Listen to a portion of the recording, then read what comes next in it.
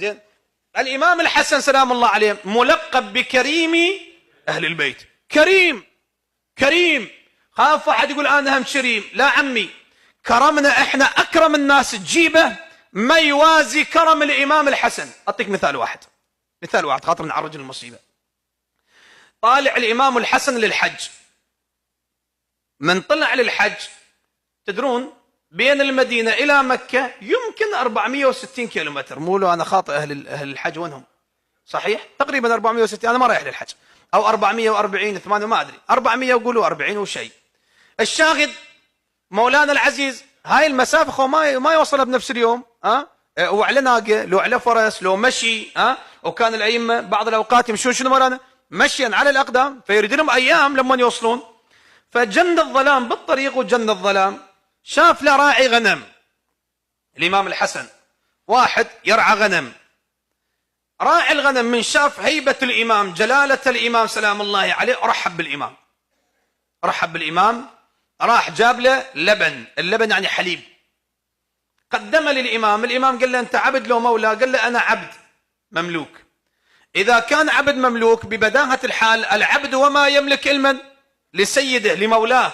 فالإمام الحسن من اللبن من الحليب شنو؟ ما يشرب. ليش ما يشرب؟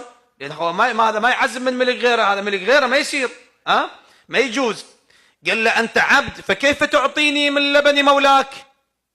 هذا اللبن ملك علما والغنم ملك للمولى، شلون تعطيني من عنده؟ أجاز لك ذلك؟ أجاز لك التصرف عندك؟ قال له بلا سيدي. وما يعرف الإمام. قال له بلا سيدي، أجاز لي التصرف. أنا ظل شهر شهرين أنا هيك هايم بالبر وآكل من عندها وأشرب من عندها. هذا عند الرخصة. وعندنا قاعدة بالأصول يقول إقرار العقلاء على أنفسهم جائز. زين.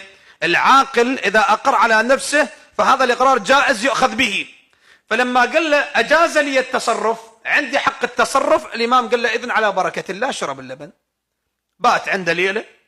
صار الصبح ضيف الإمام بري وقعد قولتنا بإفطار. وراح الإمام. قبل لا يروح الإمام قال له يا عبد. قال له بلى، العبد مو أسود. لا العبد مو أسود، العبد مملوك يمكن أن يصير من الروم ومو أسود. زين.